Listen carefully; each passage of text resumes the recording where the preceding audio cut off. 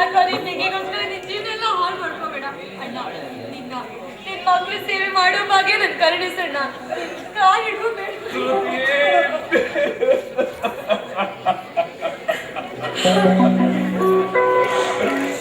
ಬೇಡಮ್ಮ ಬೇಡ. ಕಾಲಕ್ಕೂ ಬಿಡದಂತಿರುವ ನಿನ್ನ ಮಾತಿನ ಸಲಹೆಯಿಂದ ನನ್ನನ್ನು ಹಿರಿಯಬೇಡಮ್ಮ, ಹಿರಿಯಬೇಡ. ಅದನ್ನು ತಡೆದುಕೊಳ್ಳುವ ಶಕ್ತಿ ನಿನ್ನ ಗಂಡನಿಗಿಲ್ಲಮ್ಮ. ನಿನ್ನಂತ ತಂಗಿಯನ್ನು ಪಡೆದ ನಾನೇ ಭಾಗ್ಯಶಾಲಿ ಅಮ್ಮ, ನಾನೇ ಭಾಗ್ಯಶಾಲಿ. ಅಯ್ಯೋ ದೇವರೇ, ಇಂತೆ ಒಳ್ಳೆಯ ಮಕ್ಕಳನ್ನು ಕೊಟ್ಟು ಜೊತೆಯಲ್ಲಿ ವಿಷವನ್ನು ಬೆಳೆಸಿದೆಯ ಪರಮಾತ್ಮ, ಜೊತೆಯಲ್ಲಿ ವಿಷವನ್ನು ಬೆಳೆಸಿದೆಯ. ವಿಷವನ್ನ ಬೆರೆಸಿದವನ ಆ ದೇವರಲ್ಲ, ದೇವರು ಅಂತ ಪೂಜಿಸಿ ಪೋಷಿಸಿದಲ್ಲ. ನನ್ನ ತವರಿನ ತಮ್ಮ ಅಂದ್ರೆ ನನ್ನ ತವರಿನ ತಮ್ಮ.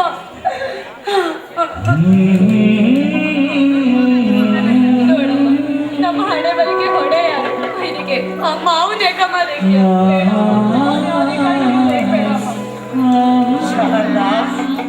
ಶಾರದಾ, ಮಕ್ಕಳಿನ ಮನಸ್ಸು ಮಾಡುವ ತನಕ ನಾವು ಸುಮಿತ್ರ ವಾಸಿ ಕಣೆ.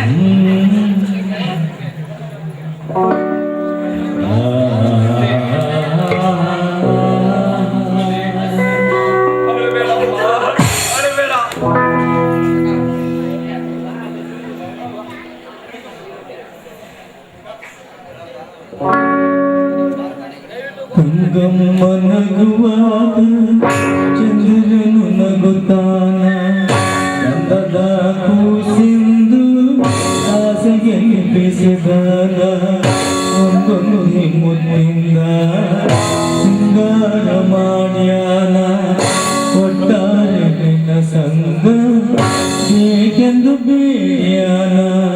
ಸಂಗಮ್ಮ ನಗುವಾಗ ಚಂದ್ರನು ನಗುತ್ತಾನ,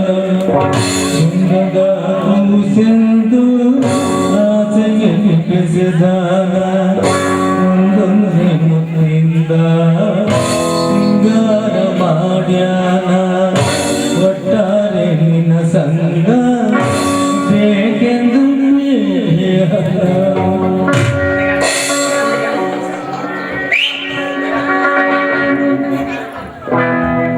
ಮನ್ಸೂನ್ ಜನ್ಮ ಇನ್ ಬರ್ತಿದ್ದೀನಿ ಯಾಕೆ ಹೇಳಿ. ಅಲ್ಲ, ನಮ್ಮಪ್ಪ ಅಣ್ಣನ ಹಣೆ ಬರಲಿ ಬೇರೆಯವ್ರ ಮನೆ ಹಾಳು ಮಾಡಿದ್ರಲ್ಲಿ ಕಾಲ ಕಳ್ಬಿಡ್ಲಿ ಅಂತ ಬಂದ್ಬಿಟ್ಟಿದ್ದೆ ನಾನು ದೇವ್ರು. ನಮ್ಮಪ್ಪ ಮನೆ ಹಾಳು ಮಾಡು ಅಂದ್ರೆ ನಮ್ಮಣ್ಣ ಇಡೀ ಬೀದಿನೇ ಹಾಳು ಮಾಡ್ತಾನೆ.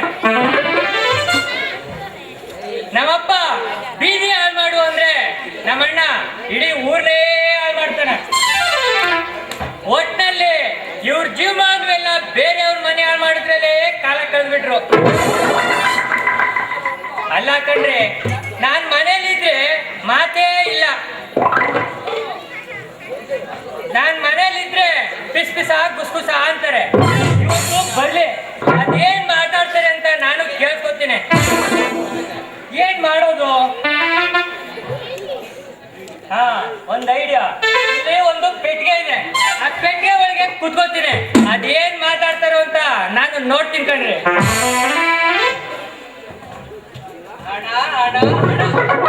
ಈ ಜನಕ್ಕೆ ನಾ ಹಣ ಸಂಪಾದನೆ ಮಾಡಿದ್ರೆ ಹೊಟ್ಟೆವ್ರಿ.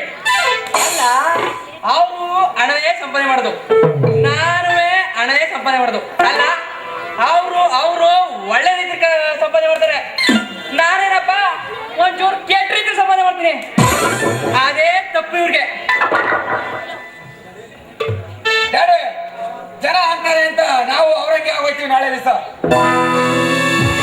ಅದೆಲ್ಲ ಸರಿ ಕಣೋ. ಆ ಕೋಟ್ ಅನ್ನು ನೋಟಿನ ಪ್ರಿಂಟಿಂಗ್ ಫೀಸ್ ಹೆಂಗ್ ನಡೀತಾ ಅದು? ಕೋಟ ಲೋಟ ಚಲಾವಣೆ ಮಾಡಿ ಮತ್ತೆ ಸ್ಪ್ರಿಂಟ್ ಮಾಡೋಕ್ಕೂ ಹೇಳಿದ್ದೀನಿ. ಮೆತ್ತು ಮಾತಾಡು. ಯಾರು ಕೇಳಿಸ್ಕೊಂಡ್ಬಿಟ್ಟವ್ರು? ನಮ್ಮ ಮನೆಗೆ ಯಾರು ಬರ್ತಾರೆ ಸುಮ್ಮನೆ ಇಡೋಡಿ. ಯಾರು ಯಾಕೋಬೇಕು? ನಮ್ಮ ಮನೇಲೆ ಇರುದ್ರೆ ಊರಿಗೆ ಉಪ್ಕಾರಿ ಮಾರೋರ್ಗೆ, ಊರಿಗೆ ಉಪ್ಕಾರಿ ಮಾರಿ. ಅವನು ಗೊತ್ತಾದ್ರೆ ಸುಮ್ಮನೆ, ಅವನು ಗೊತ್ತಾದ್ರೆ ತಾನೇ ರೆಡಿ ಸುಮ್ಮನೆ ನೀವು. ಅದೆಲ್ಲ ಸರಿ. ಆ ರಾಮಣ್ಣ 1 ವರ್ಷದಲ್ಲೇ ಬಡ್ಡಿ ತಂದ್ಕೊಡ್ತೀನಿ ಅಂತ ಹೋದನು, ಇನ್ನ 1 ವರ್ಷ ಆದ್ರೂ ಕೊಡ್ಲಿಲ್ಲ ಕಣೋ. ಮರ್ತೆ ಬಿಟ್ಟಿದೆ ಡ್ಯಾಡಿ. ನಿಮಗೆ ನಾನೇನಾದ್ರೂ ಮರ್ತ್ಬಿಟ್ರೆ ನಾನು ಚಿಕ್ಕ ನಾಯ್ಕಿನಲ್ಲಿ ಚಿಪ್ ಹಿಡ್ಕೋಬೇಕಾಯ್ತು ಕಣ. ಪರವಾಗಿಲ್ಲ ಬಿಡಿ ಡ್ಯಾಡಿ, ಅವ್ನು ಚೆನ್ನಾಗಿದ್ರೆ. ಡ್ಯಾಡಿ, ರಾಮಣ್ಣ ಎಲ್ರಾಗಲ್ಲ, ಅವ್ನು ಚೆನ್ನಾಗಿದ್ರೆ ಇವತ್ತಲ್ಲ ನಾಳೆ ದುಡ್ಡು ಕೊಟ್ಟೇ ಕೊಡ್ತಾನೆ. ನಾನು ಅವತ್ತೇ ಹೇಳಿದೆ, 3 ಜನ ಮೇಲೆ ಒಂದು ಕಣ್ಣಿಟ್ಟಿದ್ರೆ ಈ ರಾಮಣ್ಣ ಮೇಲೆ ಒಂದು ಕಣ್ಣಿಟ್ಟಿರು ಅಂತ. ಯಾಕೆ ಅಂದ್ರೆ ಹೋದ್ ಪಂಚಾಯತ್ ಎಲೆಕ್ಷನ್ ಅಲ್ಲಿ ಅವಮಾನ ಮಾಡುತ್ತ ನಾನು ಇನ್ನ ಮರಿಲಿಲ್ಲ ಕಣ. ಗೊತ್ತು ಡ್ಯಾಡಿ, ನಾ ಇನ್ನೂ ಮರ್ತಿಲ್ಲ ನಿಮ್ಗೆ ಅವಮಾನ ಮಾಡಿರೋದು ಅವನು. ಬನ್ನಿ ಹೋಗೋಣ, ಬನ್ನಿ ವಸೂಲಿ ಮಾಡೋಣ. ನಡಿಯೋ.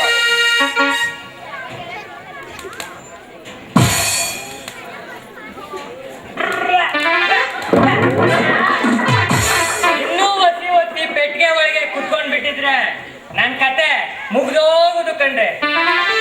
ಅಲ್ಲ, ನಮ್ಮಪ್ಪ ಅಣ್ಣ ಅದೇನ್ ಮಾತಾಡ್ತಾರೆ ಅಂತ ಈ ಪೆಟ್ಟಿಗೆ ಒಳಗೆ ಕೇಳಿಸ್ಕೊಳ್ಳೋಣ ಅಂತ ಕುತ್ಕೊಂಡ.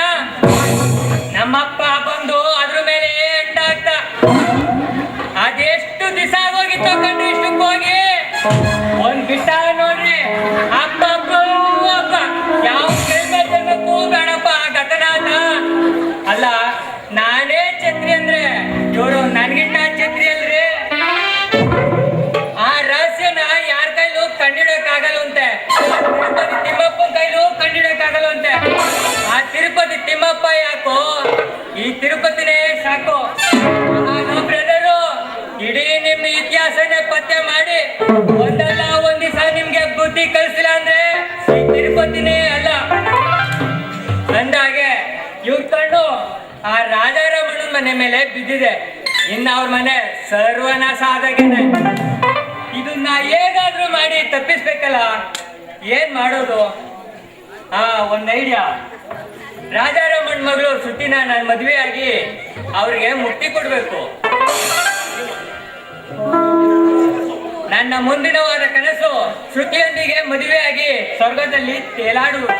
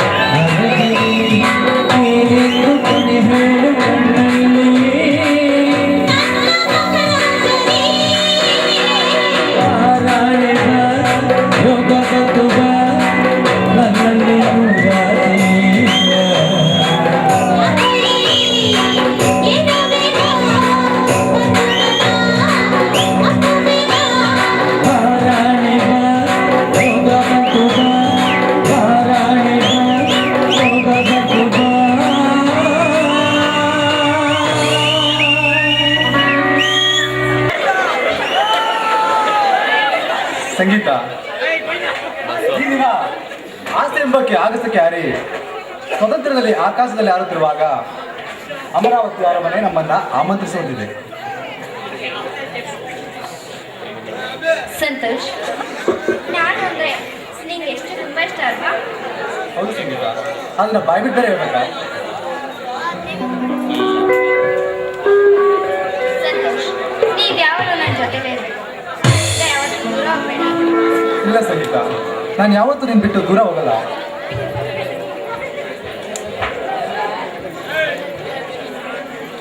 ನಿನ್ನ ನಡೆ ನುಡಿ ನನ್ನ ಹೃದಯದ ಬಾಗಿಲು ತೆರೆದಿದೆ.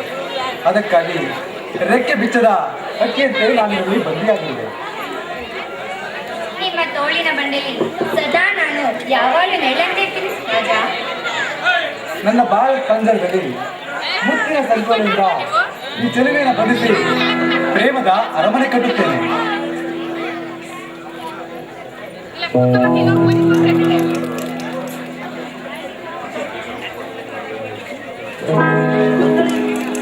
ಸಂಗಾತಿ ಸಂಗಾತಿ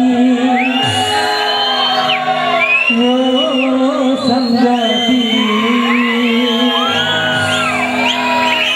ಸಂಗಾತಿ ಸಂಗಾತಿ ಓ ಸಂಗಾತಿ ಕಲ್ಲಂಗಿ ಭಂಗಿ ಓ ದೇವತಿ ಸಹಜಾಮಣಿ ನನ್ನ ಸಹಜಾಯಿನಿ ನನ್ನ ಎದೆಯ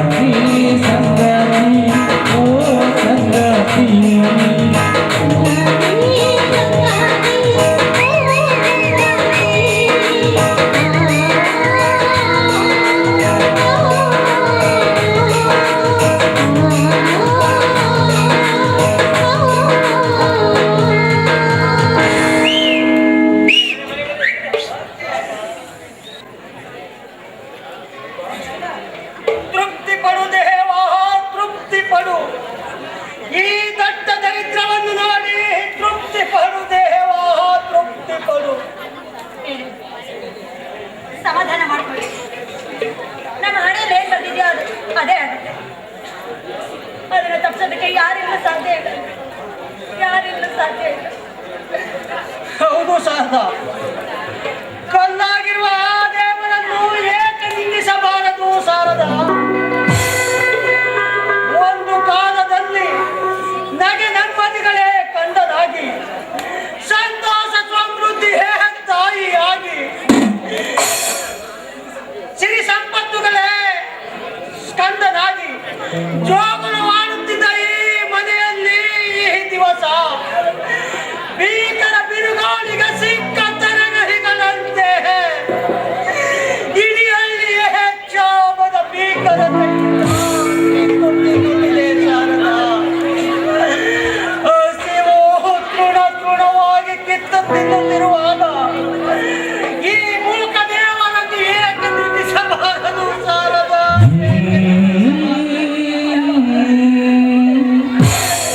ಯಾಕೆ ಹೀಗೆಲ್ಲ ಮಾತಾಡ್ತಾ ಇದ್ದೀರಾ? ನೀವೇ ಹೇಗಾದ್ರೆ ನಮ್ ಗತಿ ಹೇಳ್ತೀರಿ.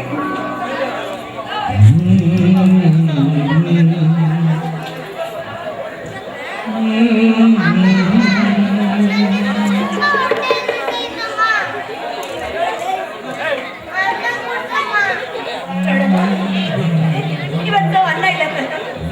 ಸ್ವಲ್ಪ ಅಕ್ಕಿ ಅದನ್ನೇ ಗಂಜಿ ಕಾಯ್ತು, ಅದನ್ನೇ ಕುಡಿ ಮಗಳೇ. ನನಗೆ ಗಂಜಿ ಬೇಡ, ಅನ್ನನೇ ಬೇಕು. ಅಪ್ಪ ಅಪ್ಪ ಅಮ್ಮನಿಗೆ ಅನ್ನ ಕೊಡು. ಅಯ್ಯೋ ದೇವರೇ, ನನ್ನ ಕಣ್ಣೆದುರಿಗೆ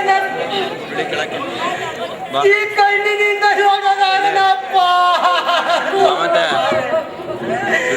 ನನ್ನ ಮಕ್ಕಳು ನನ್ನ ಕಣ್ಣೆದುರಿನಲ್ಲೇ ಹಸುವಿನಿಂದ ನರಳಿ ಸಾಯುತ್ತಿರುವುದನ್ನು ನೋಡುವುದಕ್ಕಿಂತ ನನಗೆ ಸಾಯಕ್ಕೆ ಬರಬಾರದು, ಸಾಯದ ಆಸೆ ನನಗೆ ಬರಬಾರದು. ದಯವಿಟ್ಟು ಇಂಥ ಮಾತಾಡ್ಬೇಡಿ. ಇಂಥ ಸಾವಿರ ಕಷ್ಟಗಳು ಬಂದ್ರೆ ಅದನ್ನ ಎದುರಿಸುವಂತ ಶಕ್ತಿ ನಿಮ್ಗಿರ್ಬೇಕು. ನೀವೇ ಹೀಗೆಲ್ಲ ಮಾತಾಡಿದ್ರೆ ನಾವ್ ಹೇಗೆ ಮಾಡೋದು? ಸಮಾಧಾನ ಮಾಡ್ಕೊಳ್ಳಿ ನೀವು.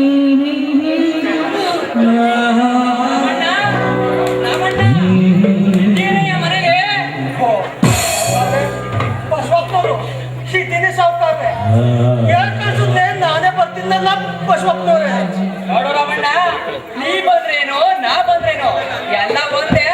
ನಾನ್ ಕೆಲಸ ಆಗ್ಬೇಕಾಯ್ತು, ಅದಕ್ಕೆ ಬಂದೆ ಕಣಯ್ಯ. ಸಂತೋಷ ಬಸವಪ್ಪನವ್ರೆ, ಈ ಬಡವ್ರ ಮನೆಗೆ ಭಾಗ್ಯದ ಲಕ್ಷ್ಮಿ ಬಂದಂಗಾಯ್ತು ಸ್ವಾಮಿ. ನೋಡು ರಾಮಣ್ಣ, ನಿನ್ ಜೊತೆ ಒಂದು ನಿಶ್ಚಾರ ಮದುವೆ ಬಂದೆ ಕಣಯ್ಯ. ಅದೇನು ಅಂತ ಕೇಳಿ ಸ್ವಾಮಿ. ಅಲ್ಲ ರಾಮಣ್ಣ,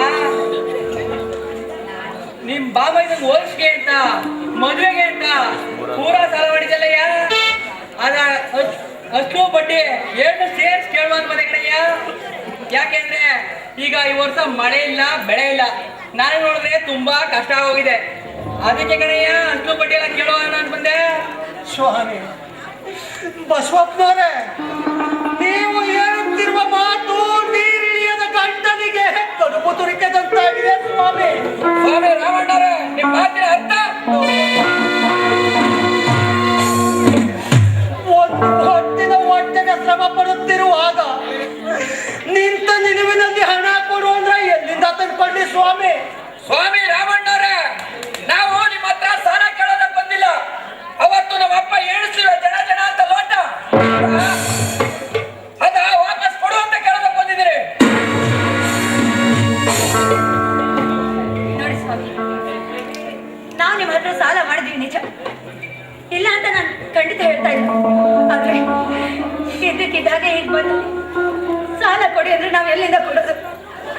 ಮೊದಲೇ ಒಂದು ಹೊತ್ತಿನ ಊಟಕ್ಕೂ ನಾವು ಕಷ್ಟ ಪಡ್ತಾ ಇದ್ದೀವಿ. ನೋಡಿ, ಇನ್ನೊಂದು ಸ್ವಲ್ಪ ದಿನ ಕಾಲಾವಕಾಶ ಮಾಡ್ಕೊಡಿ ನಮ್ಗೆ. ಯಾರ್ದಾರ ಮನೆ ಜೀವಿತದ ಹಾಳಾಗಿ ದುಡ್ಡು ನಾವು ನಿಮ್ ಸಾಲ ತೀರಿಸ್ತೀವಿ. ಒಂದು ವರ್ಷ ಕಾಲಾವಕಾಶ ಮಾಡ್ಕೊಡಿ. ನೋಡಮ್ಮ ಸಾದ, ನಿಮ್ಗೆ ಒಂದು ವರ್ಷ ಏನಾರ ಕಾಲಾವಕಾಶ ಕೊಟ್ಬಿಟ್ರೆ ನಾನು ನನ್ನ ಮಕ್ಕಳು ಭಿಕ್ಷಾ ಎತ್ತಬೇಕಂತ ಭಿಕ್ಷವ. ಸಾವುಕಾರ್ರೆ, ತಂಬಾಯಿ ಅಂತ ದೊಡ್ಡ ಮಾತು ಬರಬಾರ್ದು ಬಸವಪ್ಪನವ್ರೆ.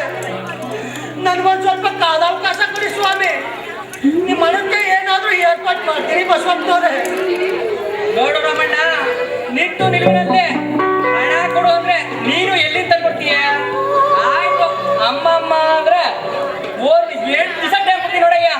ಅಷ್ಟರಲ್ಲಿ ನನ್ನ ಹೊಟ್ಟೆ ಯಾರನ್ನು ವಾಪಸ್ ತಂದ್ಕೊಡ್ಬಿಡಯ್ಯ. ಅಯ್ಯೋ, ಸ್ವಾಮಿ ಬಸವಪ್ಪನವರೇ,